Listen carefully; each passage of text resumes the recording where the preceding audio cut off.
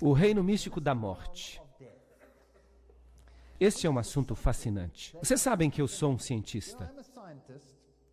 E quando se discute esta questão da morte, então a gente se pergunta o que é a morte. A única definição que você pode encontrar para morte é uma definição negativa.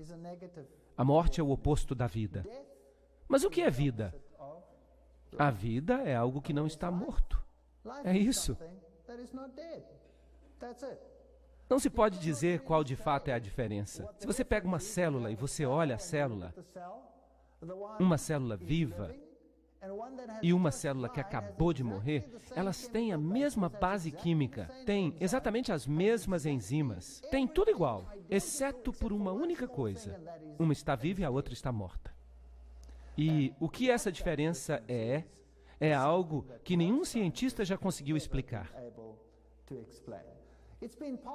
Tem sido possível congelar a vida e trazê-la de volta, mas nunca se conseguiu trazer os mortos de novo à vida. Quando se perde isso, perde-se para sempre. E o Senhor Deus formou o homem do pó da terra e soprou em suas narinas o fôlego de vida. E o homem recebeu uma alma viva. Gênesis 2:7. É isso que a passagem diz? Não, ela não diz isso. Ela diz, e o homem se tornou uma alma viva.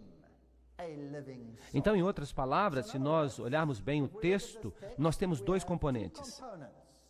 Nós temos o pó da terra, a matéria, a substância material, que por si só não tem vida. E então ele soprou em suas narinas o fôlego de vida. Ele lhe deu vida. Ele deu algo que fez algo que não estava vivo se tornar vivo. E ele chamou isso de alma viva.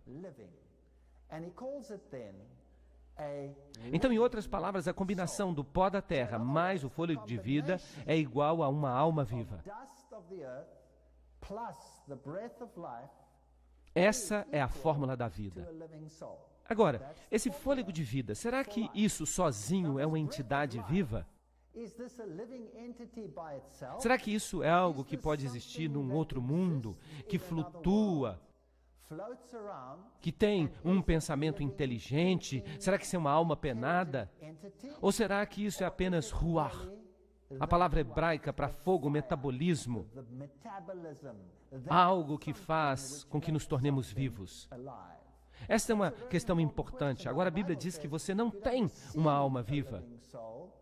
Quando essa combinação ocorre, você se torna uma alma viva. Então, o fôlego, o hebraico nefesh, o espírito, a respiração do homem, o espírito do homem. Então, a palavra fôlego pode ser usada com o sentido de espírito, ruach. Então, esse fôlego é algo que faz com que você se torne vivo. Agora, o fôlego, se você pensa sobre ele em termos científicos, é uma troca de oxigênio. É uma troca de oxigênio nas ciências, e nós chamamos isso de metabolismo. Então, uma célula viva é diferente de uma célula que não está viva por causa de seu metabolismo. Há alguma coisa que ocorre quimicamente nela que ninguém consegue repetir, uma vez que essa centelha de metabolismo se perde. Nenhum cientista consegue criar a vida. Ele pode juntar todas as substâncias, mas ele não consegue produzir vida. Então, esse fôlego, essa centelha de metabolismo é algo que vem de Deus. Todo ser que respira é exatamente isso que significa. E a palavra espírito ali, na concordância de Strong, número 7307, ruach, espírito, fôlego, vento, mente, respiração, ar, raiva, frieza, coragem. Aquilo que nos faz vivos, esse metabolismo, esse ruach, esse espírito, esse fôlego, esse vento. Será que este vento é uma entidade viva? Ou será que o indivíduo, quando recebe essa combinação de pó e ruach, se torna uma entidade viva? Bem, a fórmula diz, ele se torna uma alma viva.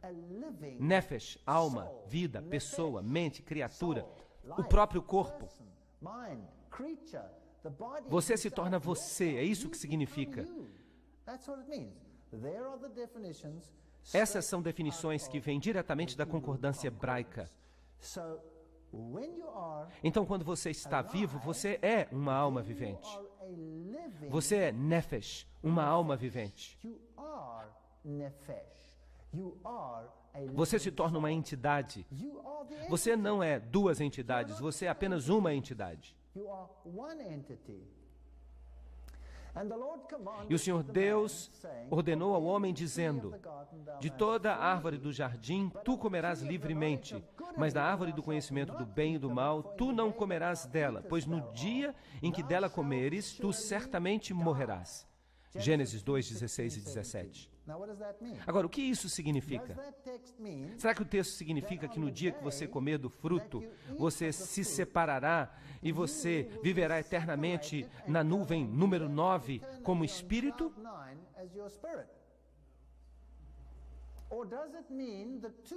Ou será que significa que você será separado? Que o Nefesh se desintegrará uma vez mais no material e que Deus tomará o espírito, ruach, sua vida, seu espírito que Ele lhe deu e que deu vida a você. Ele vai retomar essas coisas, o espírito retorna a Ele e então o que sobra? Pó. É isso. É isso. É muito importante que nós compreendamos esta questão. É isso que a Bíblia de fato diz. Mas o diabo diz outra coisa. A mentira do diabo. Tu certamente não morrerás. Gênesis 3, 4. Então, Deus diz que tu certamente, o quê? Morrerás. E morrer significa não viver, certo ou errado? Certo, mas o diabo diz, não, tu não morrerás. Isso significa que tu viverás. Agora, no mundo de hoje, o que as pessoas creem? Creem que você morre ou que você vive para sempre? Se você for mal, você vai para um lugar quente. E se você for bom, você vai para um bom lugar. Vocês sabem o que o mundo crê? Assim, em outras palavras, de fato não é algo muito ruim, porque você apenas descarta este corpo, mas continua-se a viver. Qual é o problema? Eu vou viver eternamente de qualquer jeito, mas Deus diz, tu morrerás. E o diabo diz, tu não morrerás. Então um deles está mentindo e o outro está dizendo a verdade. Romanos 6, 23 diz, o salário do pecado é a morte. Morte. Pois Deus sabe que quando tu comeres dela, os teus olhos se abrirão e tu serás como Deus. Mas melhor do que isso, o diabo promete que quando você morrer e quando você comer do fruto, você não vai morrer. Você vai ter vida eterna. Você vai se tornar maior e melhor e semelhante a Deus. Isso é impressionante. E muitas religiões creem exatamente nisso. Se você pega o hinduísmo, então você não morre. Você continua a viver no mundo espiritual. E você fica reencarnando e voltando cada vez melhor. E você suplanta o karma da sua vida passada. E, eventualmente, você atinge um estado de bem-estar e você se torna um Deus vivo. E você pode ser adorado nesta terra. E eles adoram as pessoas todo o tempo. Não é isso que acontece? Então você se torna maior e melhor. Minha pergunta sempre é, por que isso acontece se as condições estão se tornando cada vez piores? Se eles estão se livrando do seu karma por milhões de anos e se eles estão ficando cada vez melhores, então eles não estão fazendo um bom trabalho? Estão? Eu não acho que eles estão fazendo um bom trabalho porque tudo está tão ruim neste mundo. Então, os teus olhos se abrirão e tu serás como Deus, conhecedor do bem e do mal. Gênesis 3, 5. Então o diabo disse isso e o mundo inteiro acredita na mentira, em vez de acreditar no que Deus diz. Teu pai é o diabo, e tu praticarás as concupiscências do teu pai. Ele era assassino desde o início, e nele não havia verdade. porque não há verdade nele. Quando ele fala uma mentira, ele fala de si mesmo, pois ele é mentiroso e pai da mentira. João 8,44. A Bíblia não suaviza as palavras. Em relação àquilo que foi dito no Éden, Deus disse, tu morrerás. Isso significa que a vida, a entidade viva que consistia do pó da terra e do espírito, o ruach, o fôlego, a centelha de vida, o processo metabólico, Deus vai tirar isso. E então você deixa de existir. Você morre, você volta ao pó. Mas o diabo diz, não, você vai continuar a viver. Você nunca vai morrer. De fato, você será semelhante a Deus.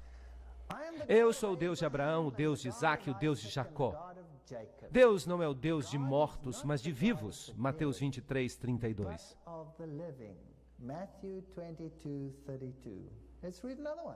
Vamos ler outro verso, Marcos 12, 27. Ele não é um Deus dos mortos, mas o Deus dos vivos. Portanto, errais grandemente. Pois ele não é um Deus dos mortos, Lucas 20, 38, mas dos vivos. Pois todos vivem para ele. Agora, isso é fascinante, porque Deus diz que ele é o Deus dos vivos. Agora, ele menciona alguns nomes aqui. Ele fala de Abraão, de Isaac, de Jacó. Eles estão vivos ou eles estão mortos?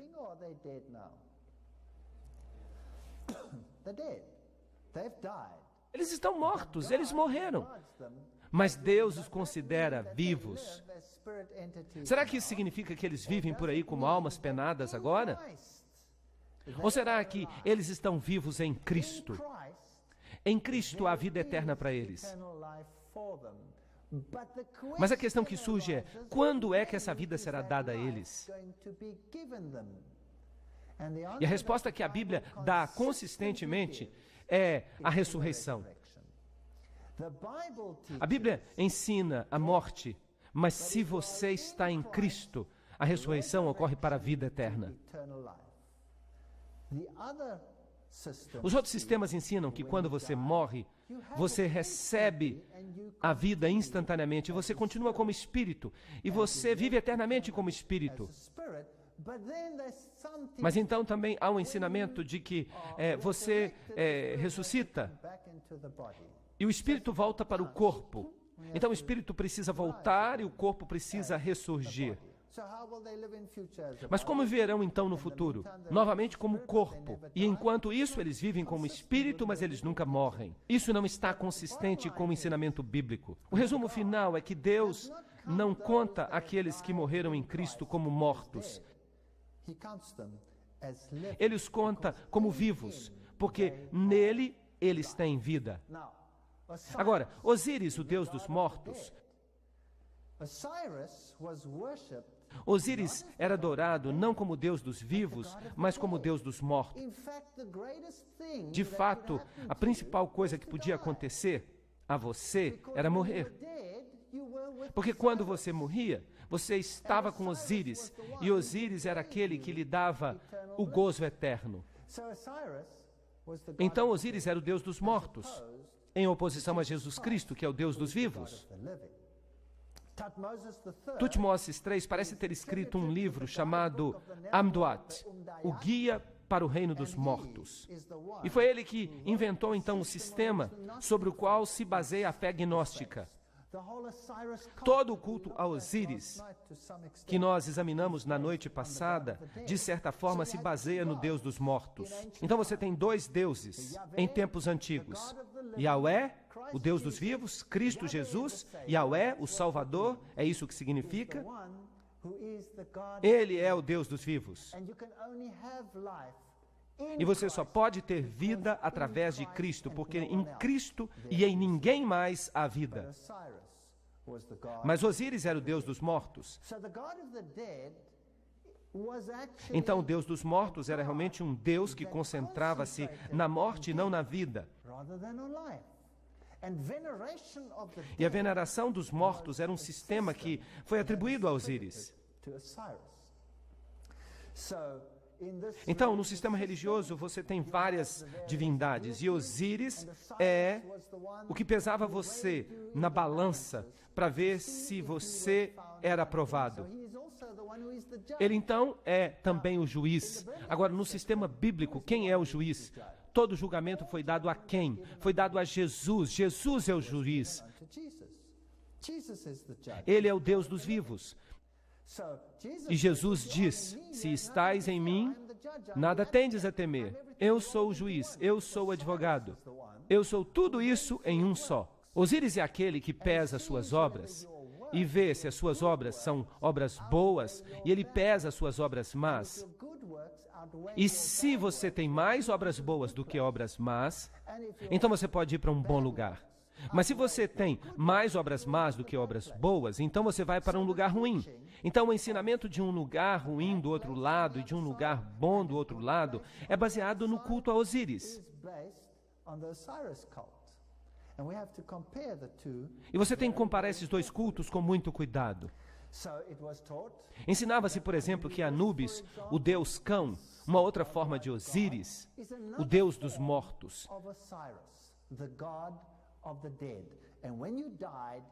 E que quando você morria, era ele que guiava você através desse processo que ocorria do outro lado.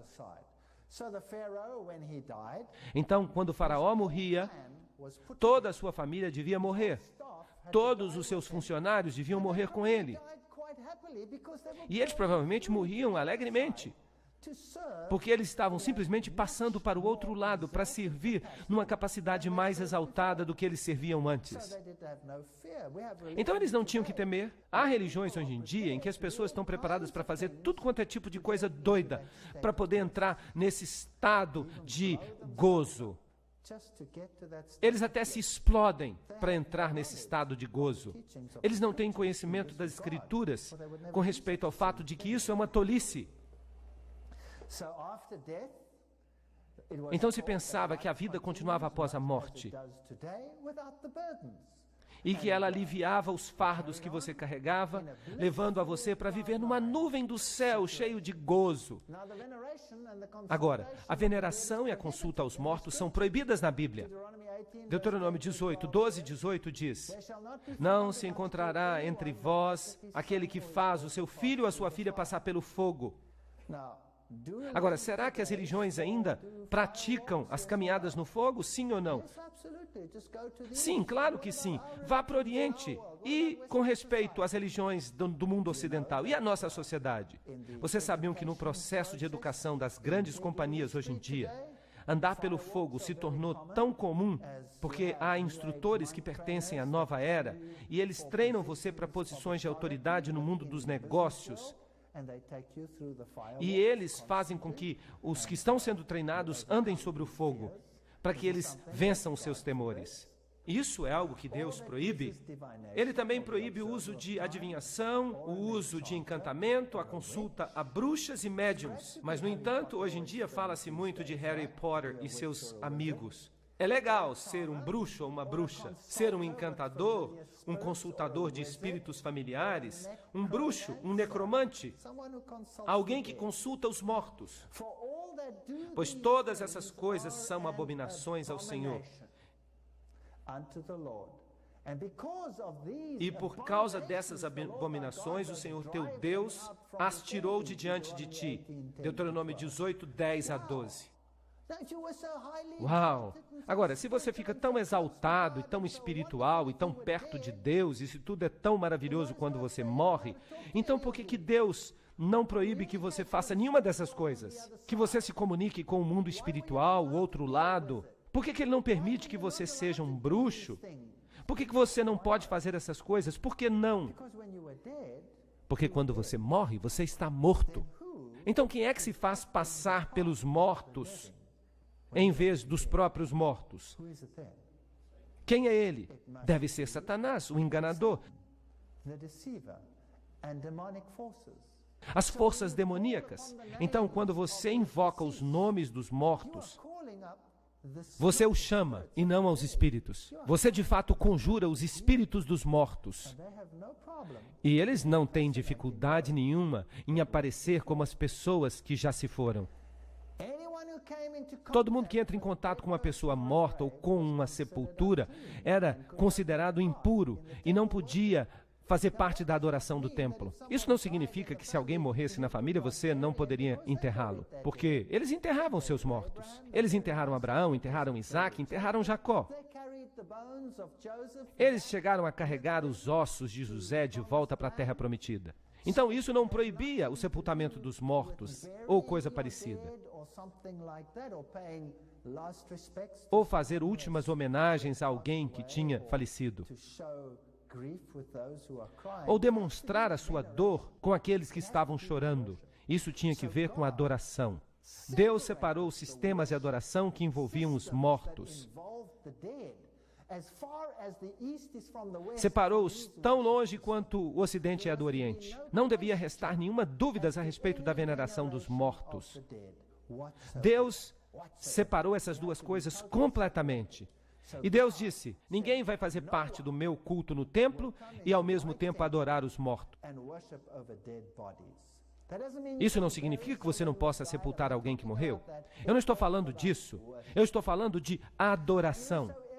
E qualquer um que tocar o que está morto com uma espada nos campos abertos, ou um corpo morto, ou um osso de um homem, ou uma sepultura, será impuro por 7 dias. Números 19 e 16.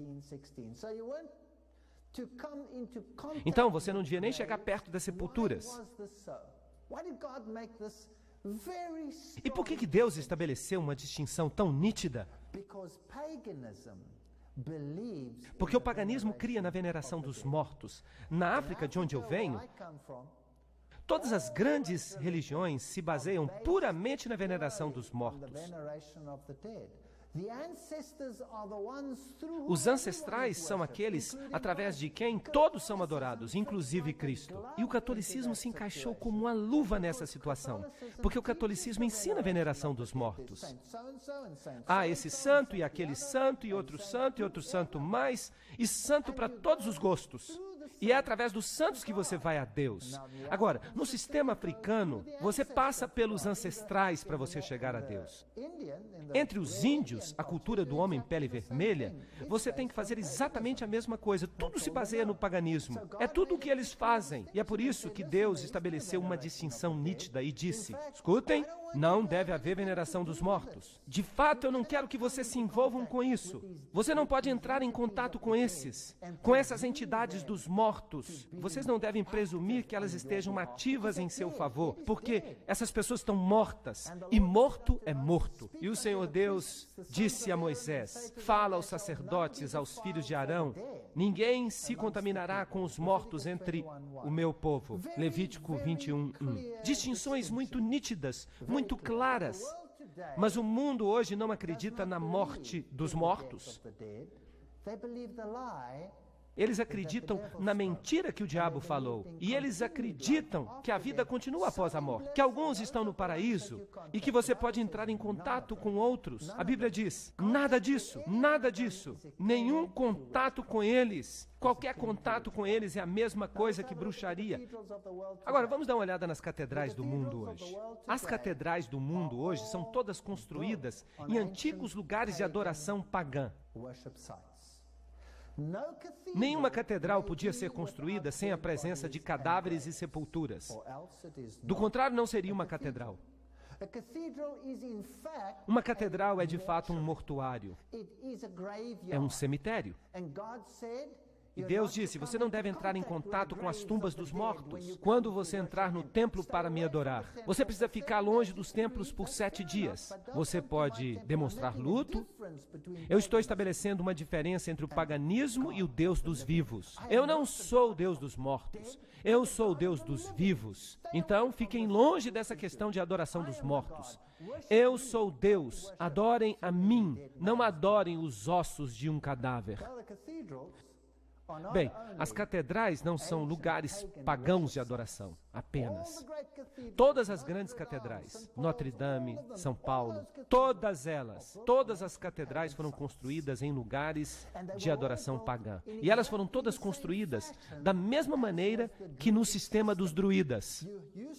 Era preciso ter um canal de pedras alguns pilares enormes que levavam a um círculo central, no qual estava uma pedra central, e o antigo símbolo pagão sexual da unificação entre dois deuses, um macho e uma fêmea, e a propagação da vida através do rito da fertilidade. É uma coisa muito esquisita. Agora, as antigas catedrais foram construídas exatamente da mesma maneira. Esses pilares que você vê aqui, esses pilares gigantescos na catedral, representam essas pedras. E nas antigas catedrais do passado, você sempre usava um jardim circular por trás, com uma pedra no centro, como no sistema dos druidas. E muitas das catedrais hoje ainda têm isso. Então, quando você observa essa passagem, pela passagem, esses grandes pilares no lado representam um canal do sol, e você passa por eles e você caminha através do ciclo de regeneração até o cenário oculto da sexualidade. Aqui está uma gruta circular. Nesse lugar, o Deus oculto, ou Pan, ou a divindade das florestas Diana, um deles ficava aqui. E quando você passa por este corredor, você está de fato caminhando em cima de cadáveres. Isso é necromancia. Essa é a época do sistema dos druidas. De fato, você não podia celebrar uma missa em nenhuma igreja desse sistema religioso sem que houvesse o osso de um corpo de santo debaixo do altar. Era preciso que houvesse um osso, porque somente os ossos de um homem morto ou um pedaço do cadáver, qualquer pedaço fosse, podia realmente nos dar acesso a Deus. Uau! Isso é algo que Deus proibiu nitidamente e algo que é praticado de modo geral hoje em dia. Então, no sistema dos druidas, é isso que você tem. Aqui você tem Stonehenge. No passado usavam-se canais, essa espécie de corredor aqui de pedras, com pedras de cada lado. E então, eles cobriram as pedras dos lados. Então, eles cobriram as pedras do lado e colocaram isso aqui na frente. E aí, temos uma catedral, construída com base no sistema dos druidas de adoração dos mortos. Esses aqui são os druidas dos tempos modernos. E vejam que estão vestidos como freiras. Isso é interessante. Bem, onde há uma grande catedral na Europa, você vai encontrar um desses jardins circulares, com isto aqui colocado do lado. Então você entra por isso e você chega até as tumbas. E você chega até os lugares antigos de adoração. Nas catedrais você vai descobrir inúmeros cadáveres. Reis e rainhas e pessoas mortas e santos. Qualquer um. Mas precisa ter muitos cadáveres, geralmente de pessoas importantes. Então aqui nessas catedrais vocês têm todas essas tumbas, algo que Deus havia terminantemente proibido. Aqui está a tumba do rei Eduardo, o velório com cones de pinho e toda a roupa que tem que ver com o paganismo. Aqui nós temos o osso de um santo. Eu já estive em muitas catedrais e eu fico me perguntando, qual é o santo que está debaixo deste altar? Porque no altar onde se celebra a missa, você tem que ter estruturas de ossos. Então aqui, por exemplo, esta aqui vem da Catedral de Londres. Debaixo do altar, no porão, você encontra essas tumbas e essas relíquias. E se você algum dia tiver a oportunidade, vá até o porão e dê uma olhada você mesmo. Você vai encontrá-los ali. Não existe nenhuma igreja católica romana, não existe nenhuma igreja anglicana, não existe nenhuma igreja paganizada em que você não encontra esses ossos. E eles continuam a construir igrejas assim. Quando você entra nessas igrejas, aqui nessa Catedral Católica Romana, há uma tumba gigantesca bem aqui. E você entra nessa tumba. Algo que Deus disse, tu não farás. Aqui está uma catedral interessante que eu descobri na Alemanha. Ali está o símbolo do sol, por falar nisso. Ali está o altar. Então, ou no altar ou debaixo, diretamente debaixo do altar, existe uma tumba. Agora, normalmente você não a vê de dentro da igreja. Você tem que olhar do lado de fora da igreja por uma entrada lateral. Mas nesta catedral, a entrada estava bem na igreja. ela descia exatamente daqui, e você podia descer do altar. E é claro, quando você chegava lá embaixo, você descobre que tem uma tumba, porque você não pode celebrar a missa sem tumba, por causa da veneração dos mortos. E eu desci. Eu enfiei a minha câmera aqui só para poder mostrar a você a tumba. Aí está ela. E o altar está ali também, no topo. Isso é a adoração dos mortos. Algumas tumbas são bonitas. Esta aqui está na catedral em Londres e na Europa, onde você vá, você desce o corredor dessas catedrais e você descobre que você está andando em cima de ossos de pessoas. Ossos por toda parte. Esse aqui é John Gent. Ele morreu no dia 13 de agosto de 1767. Mas você vai encontrar outras pessoas aí. Agora, nesse sistema, o deus dos mortos era ou Seb, no sistema egípcio, que depois se tornou Saturno. O deus Saturno. E o símbolo de Saturno era um crânio com 2 ossos, que é também o símbolo dos piratas, é claro. E também é o símbolo do Deus dos mortos. Mas esse não é o símbolo de Jesus Cristo. Esta é uma catedral católica romana na Europa. Lá em cima você tem a Fênix. Aí está o símbolo de Lúcifer. Não é o símbolo de Jesus Cristo. E você encontra aqui Anubis. Eles nem se dão ao trabalho de esconder isso. Anubis, o Deus dos mortos, o Deus dos mortos egípcios. Então você escolhe. Você quer servir o Deus dos mortos ou você quer servir o Deus dos vivos? Você escolhe qual? E o catolicismo em geral? O Papa entre nós? A santificação do padre Joseph Gerhard. Aqui temos um exemplo moderno de um ser humano que é santificado, que é canonizado. E vocês ficariam surpresos em descobrir quem pode ser canonizado. Qualquer pessoa que fez algo para Roma pode ser canonizado, virar santo. Estão discutindo muito a canonização de um cardeal hoje em dia. Uau! Então, se isso acontecer, você vai poder orar para ele. Bem, em qualquer caso, aqui de novo está o símbolo do sol. E no catolicismo, a veneração dos mortos é muito, muito proeminente. É por isso que as antigas religiões pagãs se associaram prontamente com o catolicismo. Neste mosteiro particular, aqui estão os ossos e os esqueletos de todos os monges que já viveram através dos séculos no catolicismo, neste mosteiro especialmente. Aqui, quando você morria, você não era enterrado. Você era separado e depois limpo, e depois você se tornava parte da decoração. E quando você entra no lugar, diz que você pode se beneficiar das obras justas. Porque nas vidas desses monges, eles fizeram obras mais justas do que eles precisavam para ir para o céu. Então, houve uma sobra de justiça.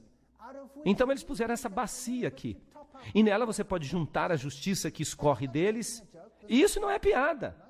Isso é uma doutrina católica. Eu era católico, eu fui católico. Então você entra aqui e você pega um pouco da justiça que escorre, você anda por aqui e ora aos mortos. Aqui todos os ossos e crânios estão em pé aqui, em Roma. E os sacerdotes dizem que isso equivale a levar os ancestrais à missa. O que está acontecendo de fato é que eles estão fazendo rituais de magia negra em seus cultos. E isso está acontecendo por todo o mundo, na África especialmente. E esse tipo de adoração antigo do ancestral está vivo e voltou hoje ao que era no início.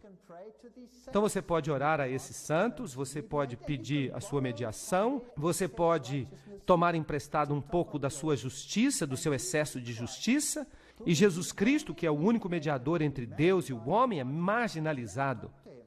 Você nunca conversa com ele, porque você está ocupado com suas audiências, com os ossos desses homens mortos que estão aqui. Agora, quando você vai para o islamismo, é exatamente a mesma religião. O Islã também é a veneração dos mortos. É a mesma coisa que o catolicismo. É por isso que por trás das cenas não há problema entre as duas religiões. Aqui temos uma famosa mesquita na Síria, uma das mesquitas mais velhas. E por falar nisso, esta mesquita é o lugar que o Papa escolheu para pedir desculpas por todas as obras más que aconteceram no passado em nome da religião. Eu fui a essa mesquita e eu fiquei surpreso de ver o que estava acontecendo ali. Aqui vocês podem ver os muçulmanos orando neste altar particular. Esse é um altar fascinante, porque neste altar aqui, na mesquita, está o corpo de um personagem interessante. De fato, não está todo o corpo, está apenas a cabeça. E é o fato de sua cabeça estar enterrada aqui, debaixo desses pilares, que faz com que a mesquita seja um lugar de adoração. Alguém pode dar um chute aí para me dizer de quem é a cabeça que está nessa mesquita? A cabeça de João Batista. Agora, você vai ficar surpreso de que João Batista, que é reverenciado pelos cristãos, devesse estar numa mesquita reverenciada pelos muçulmanos.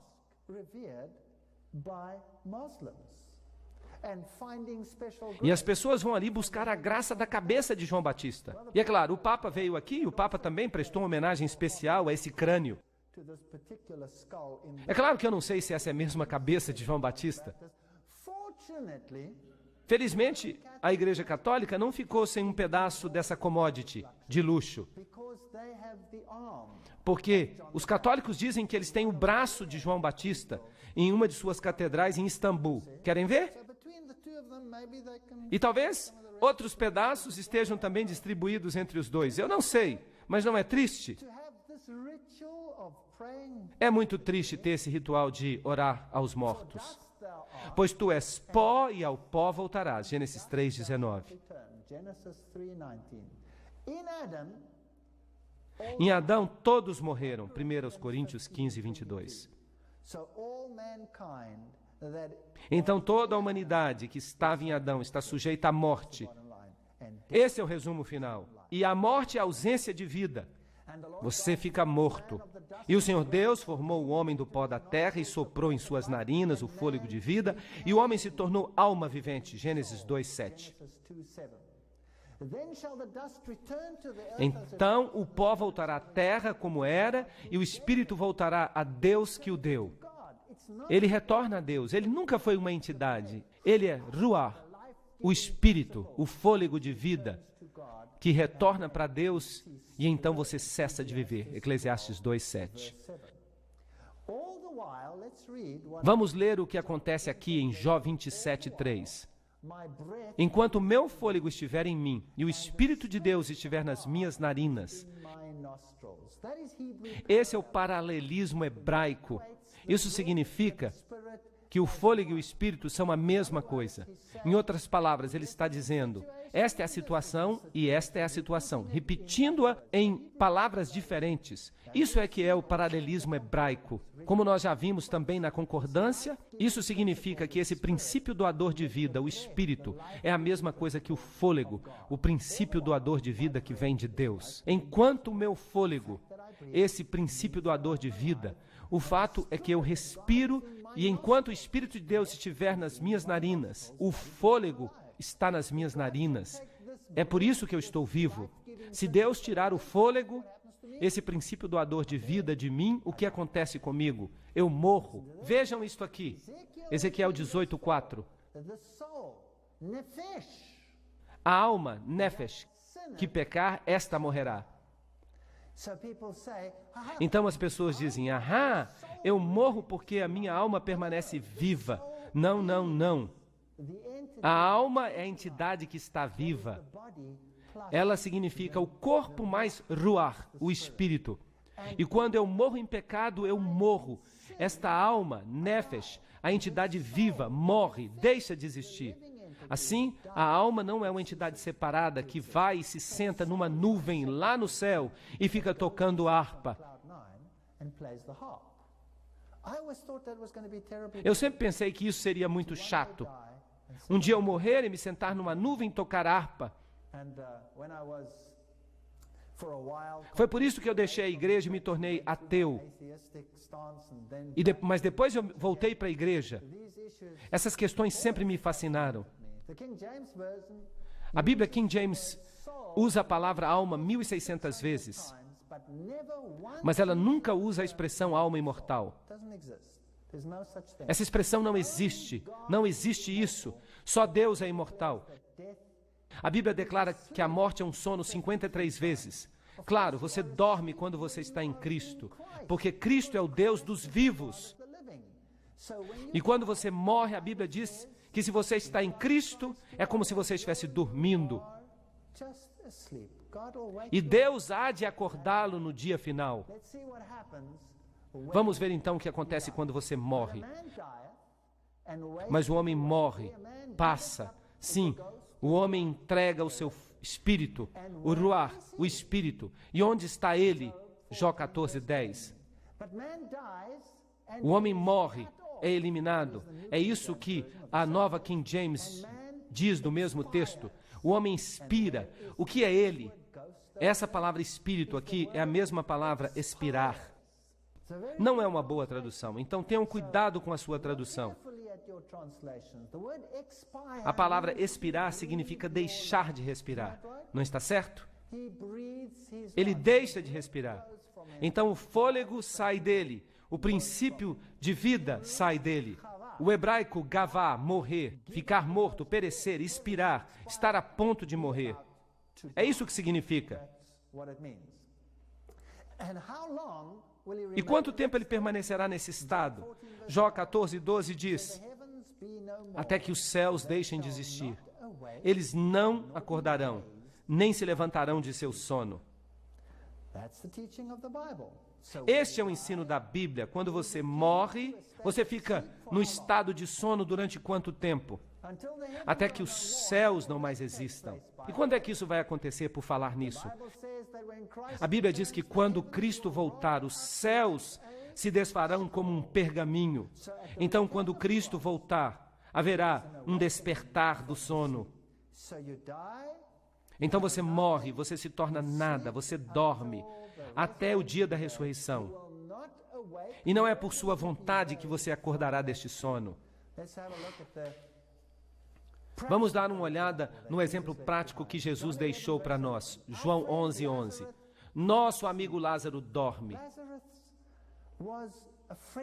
Lázaro era um amigo de Jesus Cristo. Jesus Cristo era um amigo de Lázaro. O nosso amigo Lázaro dorme. Mas eu vou, e eu vou despertá-lo do seu sono. Agora os discípulos pensaram: bem, este homem está falando a respeito de um Lázaro que está doente e que está dormindo. Senhor, se ele está dormindo, ele ficará bem.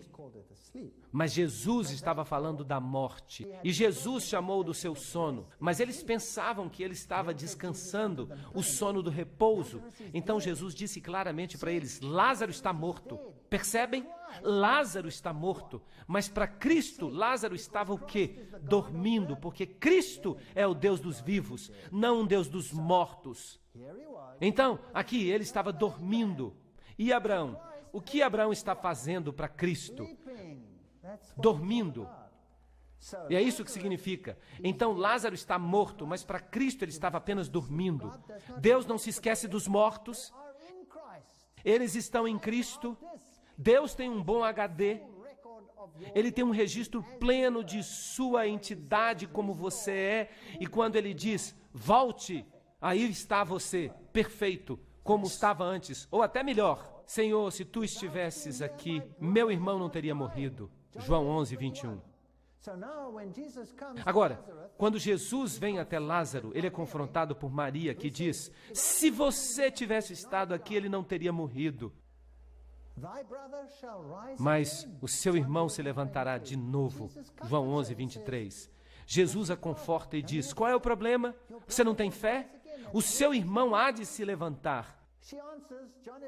Mas escutem a resposta dela. Ela responde, João 11:24, eu sei que ele está no céu e que um dia ele vai voltar e retornar ao seu corpo na ressurreição. É isso o que ela diz aqui? Não.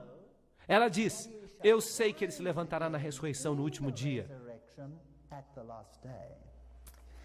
Então, qual é o ensinamento bíblico sobre a morte? O ensinamento bíblico sobre a morte é que você morre. E é um estado de sono, uma inconsciência total, mas Cristo há de levantá-lo no último dia. E para demonstrar que ele tinha poder sobre a morte, ele ressuscitou a Lázaro dos mortos. Mas, Senhor, a essa altura, ele já cheira mal, pois ele está ali há 4 dias. João 11:39. Mas Jesus disse a ele: Lázaro, vem para fora. E Lázaro veio para fora e disse: Senhor, por que tu me chamaste? Eu estava me divertindo tanto no céu.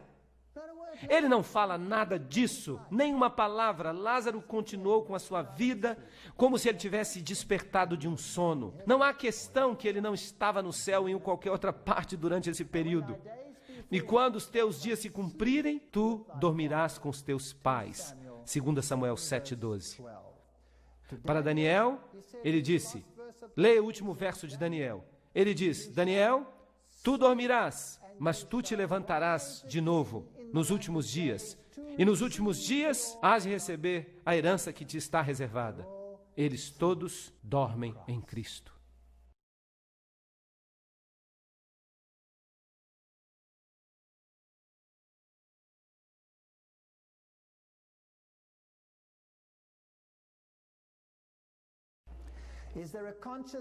Há uma existência consciente do homem após a morte? Nós precisamos responder a esta pergunta. É uma pergunta importante. Bem, Salmo 146:4 diz: este fôlego, este ruar, este princípio doador de vida, o Espírito de Deus retorna a Deus, ele retorna a esta terra, e nesse mesmo dia os seus pensamentos perecem. Então, quando você morre, não há mais pensamento. Não há mais pensamento cognitivo. Pois os vivos sabem que vão morrer, mas os mortos não sabem nada. Também o seu amor e o seu ódio e a sua inveja, tudo isso perece. Eclesiastes 9:5-6. Então, quando nos dizem, há uma casa mal assombrada ali, é uma casa mal assombrada porque o cara que vivia ali teve um caso com fulano de tal, e eles o mataram. E agora esse casal fica assombrando aquela casa e ficam brigando e discutindo por causa da inveja que tem do seu relacionamento, do relacionamento que eles tinham antes de morrer. Essa explicação é bíblica ou não? Ela está totalmente fora da Bíblia, totalmente fora da Bíblia. Pois os vivos sabem que eles vão morrer, mas os mortos não sabem nada. Tanto o seu amor quanto o seu ódio, a sua inveja, tudo isso perece. Então, quando o príncipe Charles da Inglaterra consulta uma pessoa que já morreu, com quem ele está falando de fato? Ele não está falando com essa pessoa que já morreu. Ele pode pensar que está falando, mas a Bíblia diz que essa pessoa não o ajudará em nada, porque os seus pensamentos pereceram. Essa pessoa não existe mais. Os mortos não louvam ao Senhor, nem aqueles que já desceram ao silêncio. Salmo 115:17. Então, quando você morre, as pessoas dizem, aquela pessoa está agora no céu, na presença de Deus, louvando a Deus. Não, não. O Salmo 115:17 diz, os mortos não louvam o Senhor, nem aqueles que já desceram ao silêncio. Não há nada lá embaixo, nada, apenas silêncio. Pois na morte não há lembrança de ti. Na sepultura, quem te dará ação de graças? Salmo 6:5. Ninguém. Você não pode louvar a Deus depois que você morrer. Se você quer louvar a Deus, você tem que louvá-lo agora. Você não terá uma segunda chance mais tarde. Não existe purgatório, onde você possa queimar alguns dos seus pecados veniais, para que você encontre graça diante de Deus. Pois aquilo que acontece com os filhos dos homens, acontece também com os animais. Está escrito, aquilo que acontece com os filhos do homem, acontece com os animais. O que acontece com um, acontece com o outro. Assim como um morre, o outro também morre. Então os animais e os homens morrem do mesmo modo. Todos eles têm um fôlego. Um fôlego. Agora, muitas igrejas ensinam que as pessoas, quando elas morrem, que elas vão para o céu, mas que os animais não vão porque eles não têm alma. Mas isso não é bíblico. Aí está o texto bíblico e a Bíblia não pode se contradizer. Todos morrem da mesma maneira. O animal tem exatamente o mesmo metabolismo que o ser humano. Qualquer cientista pode confirmar isso. Eu posso transplantar um órgão de animal e colocá-lo num ser humano. E se eu conseguir superar o problema da rejeição, essa pessoa provavelmente viverá. Então não há diferença entre o modo como o animal vive e o modo como um ser humano vive. A única diferença é que o ser humano toma decisões cognitivas a respeito de sua vida e está sujeito ao juízo de Deus. E, portanto, ele vive em Cristo ou vive sem Cristo. Então, os animais morrem do mesmo modo que os seres humanos. Eles têm o mesmo espírito, ruach, o princípio doador de vida. Então, o homem não tem vantagem sobre o animal. Isso não é interessante? É por isso que precisamos ler a Bíblia com cuidado. Isaías 38:18 indica que há uma linda harmonia em toda a Bíblia. Pois a sepultura não pode louvar a ti, a morte não pode celebrar a ti. Aqueles que descem à cova não têm esperança em relação à tua verdade. A decisão tem que ser tomada agora, não mais tarde. O que quer que te venha à mão para fazer, faze-o com toda a tua força, pois não há trabalho, não há obra, nem conhecimento, nem sabedoria na sepultura para onde vais. Eclesiastes 9:10. Então, quando você está morto, você está morto. Se você quer fazer algo, faça-o agora. Se você precisa perdoar alguém com quem você tem um problema, faça-o agora. Você não pode fazer isso mais tarde. Você não pode voltar como um fantasma e resolver os seus problemas. Não se pode falar de casas mal assombradas e coisas parecidas. Isso é demonologia, isso é espiritismo. Imagine quanta confusão poderia ser evitada se as pessoas aceitassem a doutrina bíblica da morte. Que alívio maravilhoso! Eu fiquei tão aliviado quando eu ouvi que a minha mãe estava adormecida. Eu tenho confiança que um dia ela acordará em Cristo. Eu tenho confiança nisso, que a minha mãe, que não sabia toda a verdade, mas eu sei que Deus a julgará de acordo com o que ela, a minha mãe, sabia. E eu sempre me preocupava quando eu fazia alguma coisa errada. Eu dizia: ó, mamãe, por favor, perdoa-me. Feche os seus olhos para que você não possa ver isso. Agora eu sei que a minha mãe está adormecida. Que alívio! Ela não tem que entrar em pânico do outro lado se eu fizer alguma coisa errada. Ela está dormindo e um dia eu terei uma ótima conversa com ela quando o Senhor a despertar do seu sono. Essa é a minha esperança. Há uma velha piada. Ela é velha, mas ela é engraçada. Pare aqui, meu amigo, que passa por mim. Como você é agora, eu fui um dia. E eu sou agora o que você será em breve. Portanto, prepare-se para me seguir. E a pessoa respondia: eu não estou feliz de seguir a você, a menos que você me diga para onde você foi. É uma piada boa. Mas vejam isto. Aqui é o local do nascimento do espiritismo moderno. Bem neste lugar estava a cabana que pertenceu às famosas irmãs Fox. E aqui está a sua lápide mortuária, de 31 de março de 1848. Não existe morte e não existem mortos. Essa linguagem é a linguagem de Deus ou é a linguagem da serpente? É a linguagem da serpente. Aí estão elas, as 3 irmãs Fox. São elas que começaram o espiritismo moderno, porque elas ouviram estranhas batidas. E elas faziam as batidas, tap, tap, tap, e os espíritos respondiam, tap, tap, tap. E assim começou a comunicação moderna com o mundo dos espíritos. E aí então isso se abriu para o mundo ocidental. Claro que isso existia nas culturas antigas, na cultura africana, na cultura egípcia, na cultura babilônia, na cultura oriental. A consulta aos mortos sempre foi praticada. Mas para a mente moderna, ocidental e cristã, essa foi a cunha de penetração. O espiritismo diz que os mortos sabem mais do que os vivos. E a serpente disse para a mulher: é certo que não morrerás. Gênesis 3:4. Mas o espiritismo diz: você vai saber mais, você vai saber muito mais. E agora eu vou fazer uma citação deles. E eles dizem: nestas passagens bíblicas, o diabo disse a verdade e o Senhor disse a mentira. Uau! Então quer dizer que o Senhor mentiu, que o Senhor estava errado e que o diabo estava dizendo a verdade?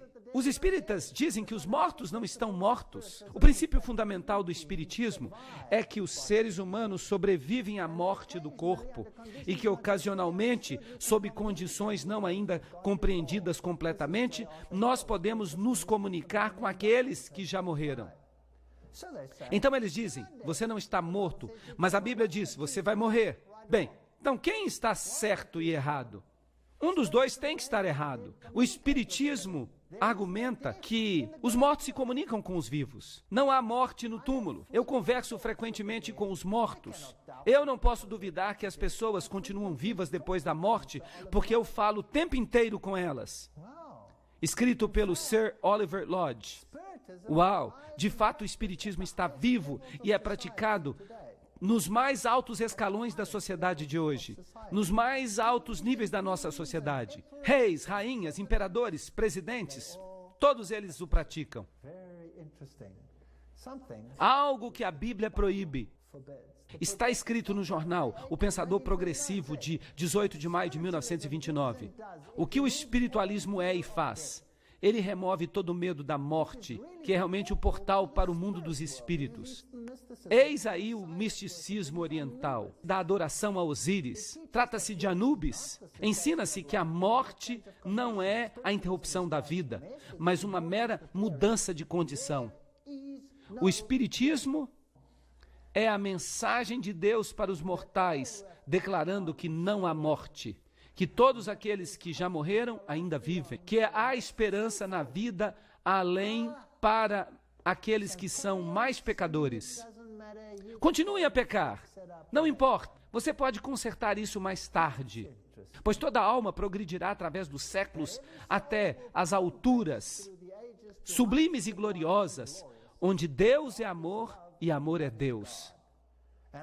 E eu sempre digo, olhem para a Índia, olhem para Calcutá, como centenas de anos de encarnação melhorou a qualidade da vida lá. Isso é ridículo. Essa é a mentira mais patética do universo. E o diabo a inventou e o mundo creu nela. Esse é o fato da questão. Assim como a nuvem desaparece, também aquele que desce à sepultura não retorna. Ele nunca mais voltará à sua casa. Jó 7, 9 a 10. Você não pode conversar com os mortos, porque os mortos não sabem de nada. E se você conversar com um morto, você está de fato conversando com o diabo, que diz, eu sou. Eu tenho fitas que mostram isso. O meu sogro estava profundamente envolvido com o espiritismo. Ele gostava da nova era. Ele acreditava em todas essas coisas. E eu posso contar a vocês histórias que vocês não crerão. Não percam a minha palestra de amanhã. Eu vou falar sobre o movimento da nova era. Seus filhos vêm para honrá-lo e ele não sabe de nada. Eles são humilhados, mas ele não percebe isso. Jó 14, 21. Então o que se prega na sepultura? Que eles estão olhando para você, não fique triste. Mas que conforto para mim, que a minha mãe nunca me viu. Ela não viu os meus erros, os meus equívocos. Ela está dormindo. E Jó 16, 22 diz, em poucos anos mais, eu irei para o lugar de onde jamais retornarei. E compete ao homem morrer uma vez, mas depois disso, o juízo. Hebreus 9, 26. Aí está. A reencarnação foi embora. Adeus. Ou você acredita na Bíblia ou você acredita na mentira. Um dos dois. Não existe reencarnação. Não existe ciclo. Não existe segunda chance. É agora ou nunca. Compete que o homem morra um dia. E então haverá a ressurreição e o juízo. Quer nós gostemos disso ou não.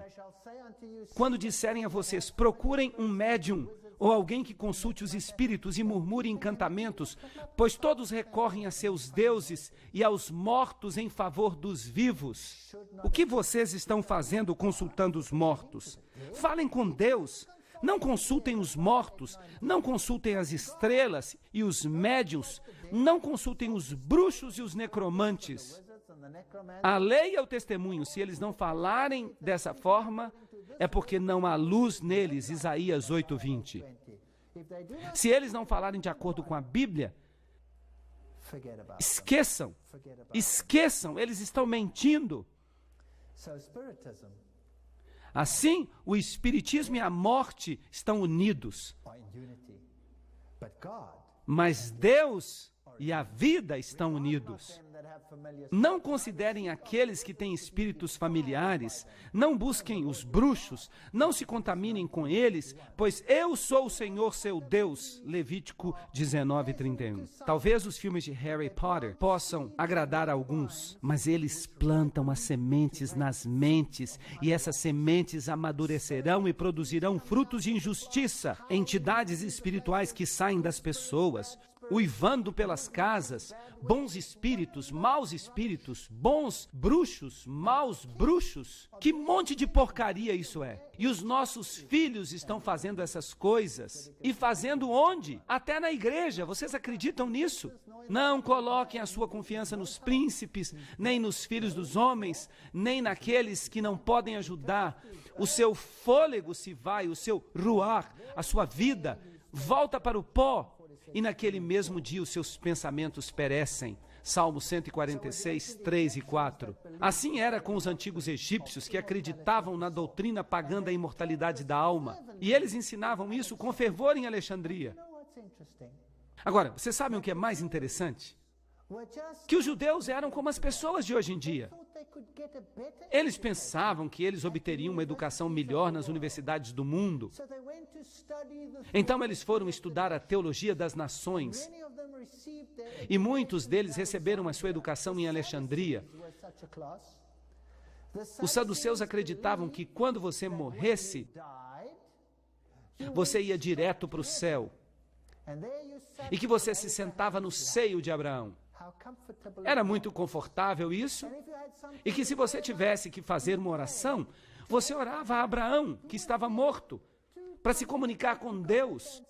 Essa é a adoração dos ancestrais. Você ora através de Abraão a Deus. Você usa um intermediário. Eles ensinavam. Você usa um intermediário, e eles aprenderam isso no Egito, em Alexandria, que quando você morresse, você ia ou para um lugar bom ou para um lugar quente. Essa é a adoração de Anubis e de Osíris. Os fariseus, por outro lado, criam em quê? Eles acreditavam na morte e na ressurreição.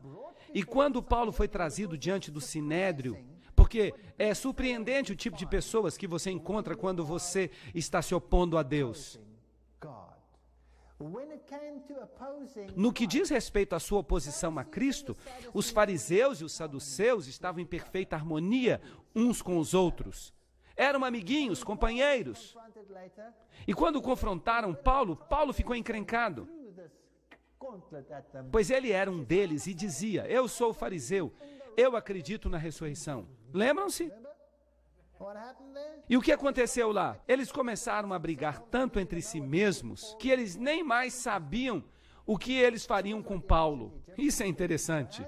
Então, os antigos egípcios acreditavam nessas coisas. A adoração dos ancestrais, na maioria dos casos, é simplesmente o espiritismo do Oriente que serve como expoente da imortalidade. Esse é o resumo de tudo. E ele fará grandes maravilhas e enganará aqueles que habitam na terra pelos milagres que ele tem poder de fazer. Apocalipse 13, 13 a 14. O Espiritismo vai desempenhar um papel importante nos enganos dos últimos dias. Eu vou mostrar a vocês slides que vão deixar vocês boquiabertos. Eu tenho uma palestra que vai vir que se chama Sinais e Maravilhas. Não percam! Pois eles são espíritos e demônios que operam milagres, Apocalipse 16, 14. Quando Maria aparece ao mundo católico romano, ou ao mundo islâmico, como ela frequentemente faz, entre aspas, quem é que está aparecendo? Maria está dormindo,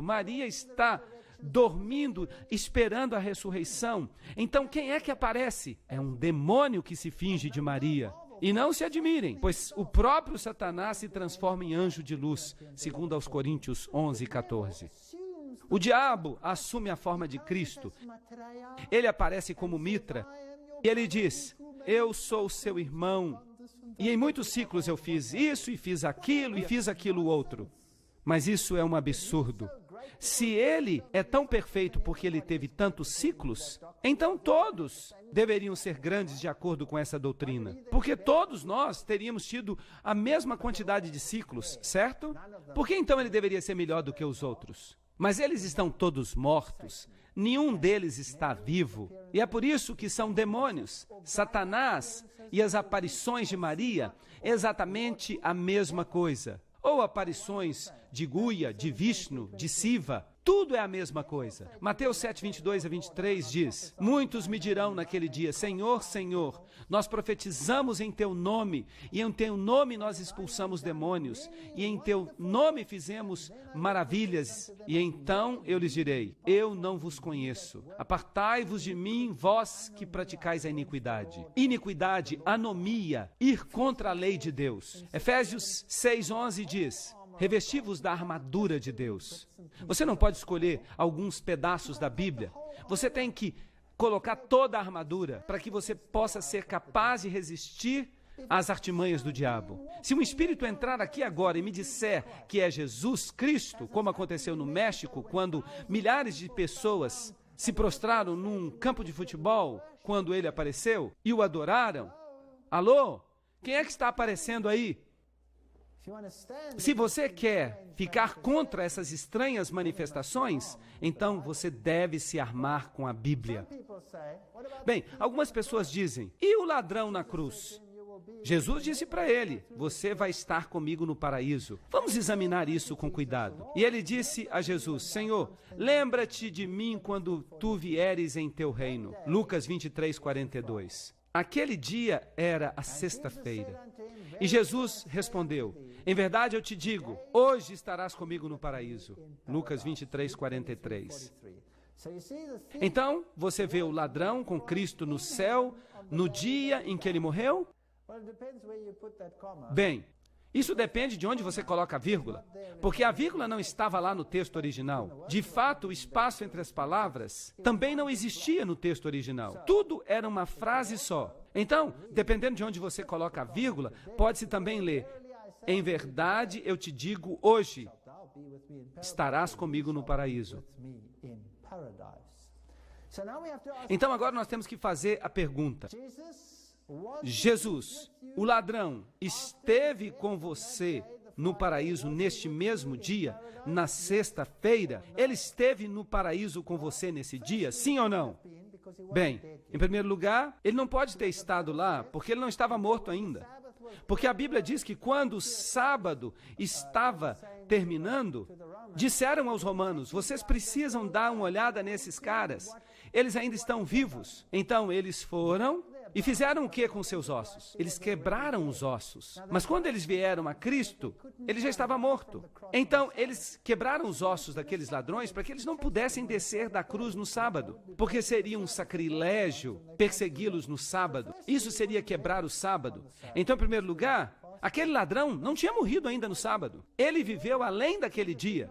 E, em segundo lugar, ele não esteve no céu. Porque Jesus não ascendeu ao céu no dia da sua crucifixão. Ele adormeceu na sepultura. Vamos examinar isso. Maria Madalena vem à tumba na manhã de domingo e Jesus disse para ela, não me toque, pois eu ainda não subi ao meu Pai.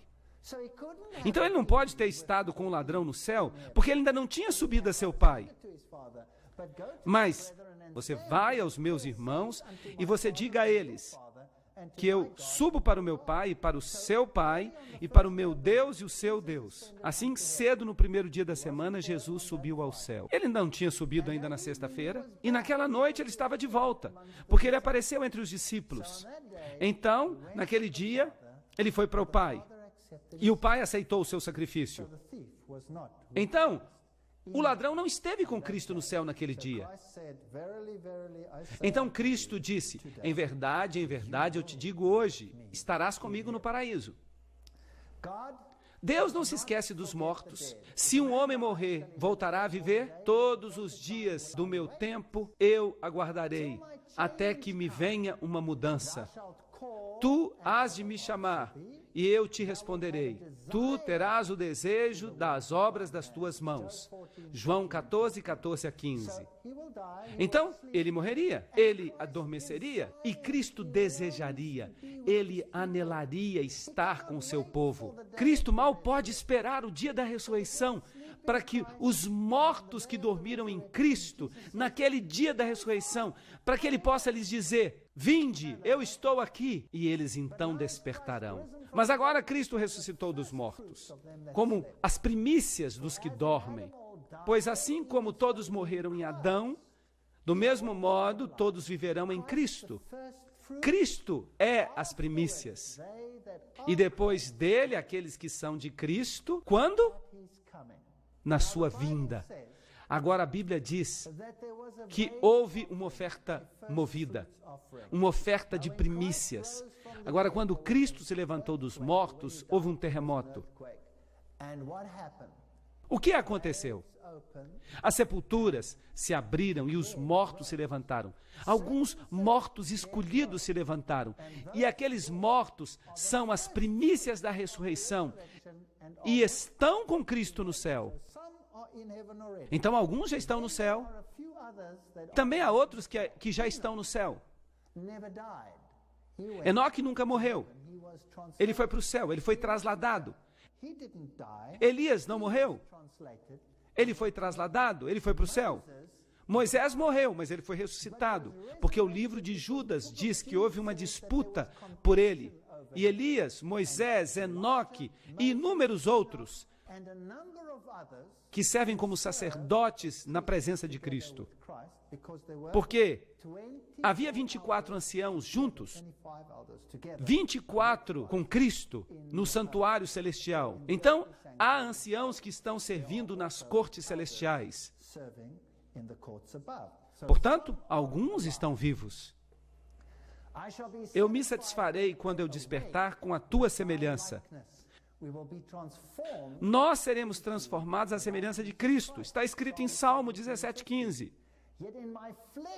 Na minha carne eu verei a Deus. Eu verei por mim mesmo. Os meus olhos o contemplarão e não outros olhos. Então não se trata de um fantasma. Eu verei como eu sou. E esse é um pensamento maravilhoso. De acordo com a própria palavra do Senhor, isso está nas Escrituras. Nós lhe dizemos que aqueles que estão vivos e que foram deixados até a vinda do Senhor, então quando o Senhor voltar, haverá os vivos que estão em Cristo e haverá os mortos que adormeceram em Cristo. Eles certamente não precederão aqueles que adormeceram, pois o Senhor mesmo descerá do céu e com grande voz, com a voz do arcanjo e com o clangor de trombetas, e os mortos em Cristo se levantarão primeiro. 1 Tessalonicenses 4, 15 a 16. E depois disso, nós que estamos vivos, ele está falando dos vivos no final dos tempos. Nós que somos deixados, seremos levados com eles às nuvens para nos encontrarmos com o Senhor nos ares. As nuvens, um paralelismo hebraico. Eu vou falar sobre isso numa próxima palestra. Elas são anjos, pois os anjos recolhem os eleitos e eles se encontram com o Senhor nos ares. E nós estaremos com o Senhor para sempre. 1 Tessalonicenses 4,17. Este é um ensinamento bíblico. Cristo retorna, os mortos em Cristo ressuscitam, os vivos são trasladados juntos, nenhum precedendo o outro, e nós nos encontramos com o Senhor no ar. Nós dormiremos até que Ele volte e bata na sepultura e diga: Dr. Martin, levante-se. Então eu me levantarei no momento e eu ficarei feliz com Ele para todo sempre. Este é o ensinamento de Martinho Lutero. Não se admirem disso, pois a hora é chegada, na qual todos os que estão na sepultura ouvirão a sua voz e sairão. João 5, 28 a 29. Aquele que tem o Filho tem a vida, e aquele que não tem o Filho não terá a vida. E nós temos que estudar isso com muito cuidado. 1 João 5,12. Agora, ao Rei eterno, imortal, invisível, o único e sábio Deus, seja honra e glória para todo sempre. Amém. 1 Timóteo 1,17. Deus é imortal, mas eu não sou. Nós temos imortalidade pela graça. Eis que eu vos mostro um mistério. Nem todos dormiremos, mas todos seremos transformados em um momento, num piscar de olhos. Quando? Na última trombeta. Pois a trombeta vai soar, e os mortos se levantarão incorruptíveis, e nós seremos transformados. Pois isto que é corruptível deve se revestir de incorruptibilidade, e isto que é mortal deve se revestir de imortalidade. 1 Coríntios 15, 51 em diante. Então vejam que a Bíblia é consistente o tempo inteiro sobre esse assunto. Todos estes morreram na fé, não tendo recebido as promessas. E Paulo nos dá uma grande lista de homens que ele afirma terem morrido sem receberem as promessas, mas as tendo contemplado à distância, foram persuadidos delas e as abraçaram e confessaram que eram estranhos e peregrinos na terra. Hebreus 11, 13. Promessa da terra renovada que há de vir no futuro. Os teus mortos viverão, junto com o meu corpo morto eles se levantarão. Despertai e cantai, vós todos que habitai no pó. E o teu orvalho é como o orvalho das ervas, e a terra lançará para fora os seus mortos. Isaías 26, 19. A doutrina bíblica é clara. Eu sou a ressurreição e a vida, aquele que crê em mim, ainda que esteja morto, viverá. João 11, 25. Então aqui nós temos duas grandes distinções. Mas e os textos bíblicos que falam sobre o Geena, sobre o fogo do inferno, todas essas coisas interessantes, o que acontece com os mortos? E esses textos? Apocalipse 6, 16 e 17. E disseram as montanhas e rochas, caí sobre nós e escondei-nos na face daquele que se senta sobre o trono e da ira do Cordeiro, pois grande é o dia da sua ira. Então temos uma classe, os mortos em Cristo. Eles se levantam, os vivos justos são trasladados, eles se encontram com o Senhor nos ares. Mas há outra classe, a dos vivos ímpios e a dos mortos ímpios. Mateus 10, 28 diz: não temei aqueles que podem matar o corpo, mas não são capazes de matar Nefesh, a entidade viva. Temei aquele que é capaz de destruir tanto o corpo quanto a alma no inferno. Essa é a doutrina do inferno? Bem, a palavra usada aí é Geena. Mas o que significa Geena? Vamos ver isso. Geena tem origem hebraica. Pode ser o inferno como local da punição futura, fogo de Geena. Isso era originalmente o Vale de Inom, do lado sul de Jerusalém, onde o lixo e os animais mortos eram descartados e queimados, um símbolo adequado para a destruição futura dos ímpios. Então você tem aí essa explicação que vem da concordância. A palavra se refere ao vale onde os corpos mortos eram queimados, destruídos. Por falar nisso, durante quanto tempo aqueles corpos queimavam? Até que eles acabassem de queimar? Até que eles queimassem completamente? Agora, a palavra grega Hades equivale ao hebraico Sheol, que é usado na Bíblia e que geralmente é traduzido como inferno. Na doutrina do inferno, é o local dos mortos. É a sepultura. Você desce à cova, você desce ao Sheol, à tumba, você desce ao Hades, à sepultura, mas ela é também traduzida como inferno. Então aqui você tem duas possibilidades para a doutrina do inferno. Uma é Geena, o fogo que queima, que é o símbolo desse vale de Inom, e a outra palavra é Hades, ou Sheol. E então ele há de dizer para aqueles que estão à sua esquerda: apartai-vos de mim, amaldiçoados, para o fogo eterno preparado para o diabo e seus anjos. Mateus 25, 41. Agora, que fogo eterno é este? Trata-se de símbolos usados para explicar a doutrina do inferno. Agora, vejam o que Samuel Hopkins escreveu. A doutrina católica é o seguinte: a fumaça de seu tormento subirá para sempre à vista dos benditos, diante dos seus olhos. Essa demonstração do caráter divino e da sua glória será a favor dos redimidos. Então a doutrina católica diz que se aqueles que estão queimando lá embaixo, o contraste entre os redimidos e aqueles queimando é muito grande e é a favor dos redimidos, uma espécie de entretenimento. Isso é interessante e que dá prazer àqueles que amam a Deus. Isso é grande. Então, se eu tenho minha filha ou meu filho e eles estão lá embaixo, será que isso me daria o maior prazer do mundo enquanto eu estou sentado no céu e os vejo sendo queimados? Isso é nojento. E Samuel Hopkins diz que se o fogo se apagasse, se o tormento acabasse, isso acabaria com a felicidade e glória dos benditos. Essa é uma ideia doente. Essa é uma ideia doentia de bênção e felicidade. É uma ideia muito doentia. Então essa ideia de as pessoas queimando para sempre, esse é um conceito católico romano. Ezequiel 13:11 diz: assim como eu vivo, diz o Senhor, eu não tenho prazer na morte dos ímpios. Deus não tem prazer na morte. Se o ímpio se voltar do seu caminho, viverá. Arrependei-vos, apartai-vos dos vossos caminhos ímpios, pois por que havíeis de morrer, ó casa de Israel? Ezequiel 33:11. Ele diz: eu não tenho prazer na morte. Ezequiel 18:32. E esta é uma espada que atravessa o coração da doutrina católica. No livro Religião Católica, Martin, página 290, diz: o Concílio de Trento decidiu, no purgatório as almas podem apagar o débito apenas pelo sofrimento. Então aqui se ensina sobre um entreposto em direção ao céu. Você tem o inferno, onde há tormento eterno, mas se você não era tão mal, você poderia queimar um pouco dos seus pecados. Mas eu lhes digo que ou Deus perdoa você ou Ele não perdoa. Que o ímpio abandone o seu caminho e que o injusto abandone os seus pensamentos, que eles voltem ao Senhor e Ele lhe dará misericórdia. E ao nosso Deus, pois Ele perdoará apenas em parte.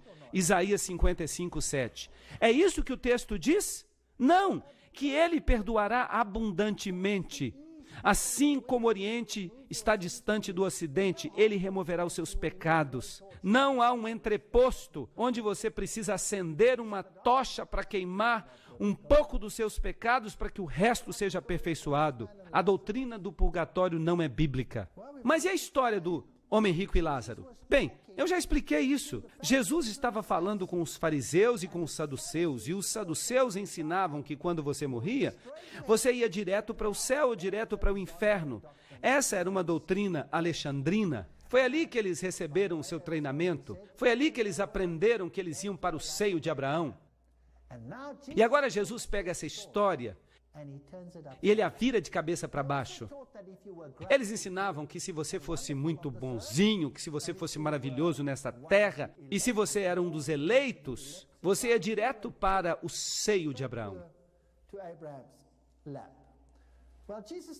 Bem, Jesus pega essa doutrina, ele pega tudo o que ela representa e ele vira de cabeça para baixo. O homem rico vai para o lugar mau. Ele representa Israel, que tinha todo o conhecimento. E o pobre, que não tinha nada a não ser sofrimento, o pecador, que ficava esperando as migalhas, os pedacinhos de doutrina que caíam da mesa de Israel. Ele não recebeu nada, ele foi para o seio de Abraão. Eram os que estavam lá embaixo que diziam: Pai Abraão, Pai Abraão, por favor, eu posso enviar um mensageiro para advertir aos meus irmãos? Agora, o que está de errado com essa história? As pessoas consideram essa história literal. Em primeiro lugar, todos os redimidos estão no seio de Abraão. Isso não é bíblico. Em segundo lugar, ele está orando, pedindo: Pai Abraão, faça alguma coisa. Isso é veneração dos mortos. Assim, todas essas doutrinas estão em contraste nítido com o coração dos ensinamentos dos saduceus. Essa é a história que vira a doutrina dos saduceus de cabeça para baixo e mostra que a sua doutrina é preconceituosa. Mas os ímpios estão reservados para que dia? O que a Bíblia fala? O dia da destruição. Eles estão reservados para o dia da ira. Jó 21:30. Na Bíblia você precisa colocar os textos juntos e deixar os textos mais simples explicar aqueles que são mais complexos. E isso há de acontecer na punição eterna. Mas os justos receberão vida eterna. Agora a pergunta é, a punição vai continuar para todo sempre? Ou será que é a consequência da punição que é eterna? Esta é uma pergunta que nós precisamos responder. E a morte e o inferno foram lançados no lago de fogo. Esta é a segunda morte. Ahá! Então a primeira morte é a que você morre. Literalmente, quando você morre, então você é ressuscitado para o julgamento. E o lago de fogo é a segunda morte. Então você morre uma segunda vez. E quem quer que não seja encontrado no livro da vida é lançado no lago de fogo. O que é isso? A segunda morte. Então, durante quanto tempo eles queimarão? É um sofrimento eterno? Ou a sua consequência que é eterna? Mas os ímpios perecerão e os inimigos do Senhor serão como novilhas gordas. Eles serão consumidos, em fumaça eles serão consumidos. Salmo 37, 20. Agora a Bíblia diz que eles serão consumidos. Então as consequências do fogo, de Guiena, assim como aqueles animais morreram e foram consumidos, eles são consumidos e não existem mais, eles serão destruídos, eles serão queimados, consumidos. E fogo desceu de Deus e os devorou. Apocalipse 29. Então eles serão consumidos. Pois eis que vem o dia, que será abrasado como forno, e todos os orgulhosos, sim, todos aqueles que praticam a impiedade, eles serão como palha, e o dia há de vir, para que eles sejam queimados, diz o Senhor dos Exércitos, e eu não deixarei nem raiz e nem ramo. Malaquias 4:1. Eles serão queimados completamente. Eis os exemplos na Bíblia, tornando a cidade de Sodoma e Gomorra em cinzas. Ele os condenou com a destruição, tornando-os um exemplo daqueles que vivem impiamente. 2 Pedro 2:6. Agora, eles sofreram as consequências do fogo eterno. O fogo queimou eternamente? Ou são apenas as consequências eternas em termos de Sodoma e Gomorra? Sodoma e Gomorra ainda estão queimando hoje? Não, elas desapareceram para sempre. Essa é a consequência da expressão para todo sempre, o conceito de que é a consequência que é para sempre. Assim como Sodoma e Gomorra e todas as cidades ao seu redor que se entregaram à fornicação e que foram atrás de carne estranha, elas estão estabelecidas como exemplo da vingança sofredora do fogo eterno. É um exemplo da eternidade do julgamento, do juízo. Serão como se nunca tivessem existido. Obadias 16. Em outras palavras, os ímpios perecerão e serão consumidos. Deus não os queimará para todo sempre. Isso seria incrivelmente injusto. Que por uma vida tão curta, as pessoas queimassem eternamente. Esse não é o caráter de Deus. Esse é o caráter que pertence a outra pessoa. A Bíblia não ensina isso, mas as pessoas distorcem a Bíblia para ensinar isso, mas ela não ensina isso. E tu pisarás o ímpio, pois eles serão, o quê? Cinzas sob as solas dos teus pés, no dia em que eu estou preparando, diz o Senhor dos Exércitos. Aqui está o resumo de tudo. Se você tem a Cristo, você se levanta para a ressurreição. Se você está vivo quando Ele voltar, você será trasladado junto com os justos e você encontrará o Senhor nos ares. E então viverão por quanto tempo? Para sempre, pois em Cristo há vida. Sem Cristo não há vida, há morte. Você se levantará, você será julgado, você saberá por que você será lançado no fogo eterno. O fogo descerá do céu, você sofrerá o tormento de Guiena, e então tudo vai acabar. Bem assim, tudo vai acabar.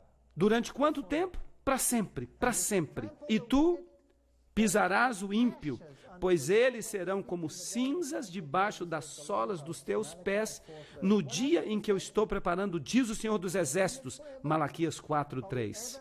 E o que acontece com Satanás? Ele vai viver para sempre? Será que nós vamos ser lembrados da impiedade e da tristeza deste planeta para todo sempre? Não. Ezequiel 28, 18 e 19 diz: eu trarei o fogo para o teu meio. Ele está falando de Satanás. E ele te devorará. E eu te reduzirei a cinza sobre a terra, à vista de todos que te contemplam. E tu não mais existirás. Isso não está claro? Está bastante claro. Mas as pessoas distorcem essa passagem. E a terra também, e as obras que estão nela se queimarão. 2 Pedro 3:10. Esta terra será purificada pelo fogo. O Senhor não se demora com respeito à sua promessa, como alguns a consideram demorada, mas Ele é longânimo para nós, não querendo que ninguém pereça, mas que todos cheguem ao arrependimento. Uma chance. Você tem esta vida para tomar a decisão. No fim desta vida, você ou vai pertencer a Cristo, ou você não vai pertencer a Cristo. E se você pertence a Cristo, você tem vida.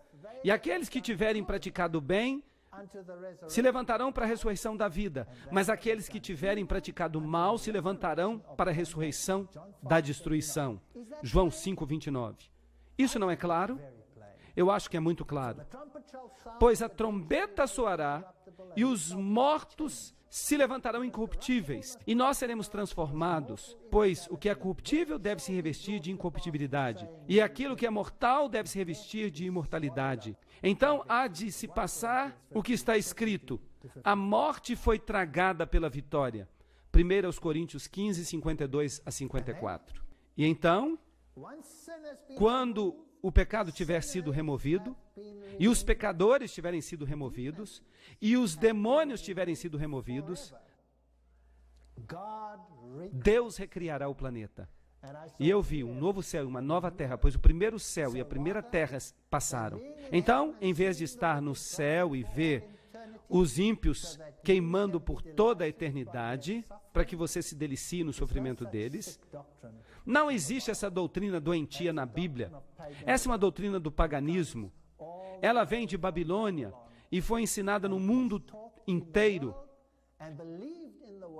E as pessoas do mundo creem nela em todos os sistemas religiosos, inclusive na linha principal do cristianismo. E a linha principal do cristianismo foi tão longe a ponto de adorná-la com enfeites pagãos, de modo que as catedrais do mundo inteiro, elas se transformaram em templos pagãos dedicados à morte. O culto de Anubis não é o culto de Cristo. Os dois se excluem mutuamente. Cristo promete que mesmo que você esteja triste e haverá lágrimas até o último momento, Cristo há de enxugar as suas lágrimas. E então haverá paz e felicidade e não haverá mais pecado neste planeta. Este é o ensinamento bíblico da morte. Agora, amanhã nós vamos falar do movimento da nova era. E então nós vamos observar algumas manifestações fantásticas que nós temos hoje. Eu vou mostrar vídeos amanhã. Eu vou mostrar para você coisas que você nunca ouviu antes. Eu vou mostrar para vocês coisas que essas pessoas ensinam, porque elas mencionam isso por nome. E eu não estou falando do Mickey Mouse, pessoal. Eu estou falando de pessoas importantes deste mundo. Não percam a palestra de amanhã. Venham e vejam o engano que Satanás preparou para os últimos dias. Mas se você acredita no que eu coloquei na tela hoje à noite, e se você acredita no que está escrito na Bíblia, você vai perceber esse engano. Pois o Senhor vai abençoar-nos enquanto nós meditamos nessas coisas. E mesmo que você não compreenda tudo, venha amanhã. Vamos examinar esses enganos. Nós vamos falar dos eventos finais deste mundo. Vocês vão ouvir trovões nas minhas próximas palestras. Obrigado porque vocês vieram hoje.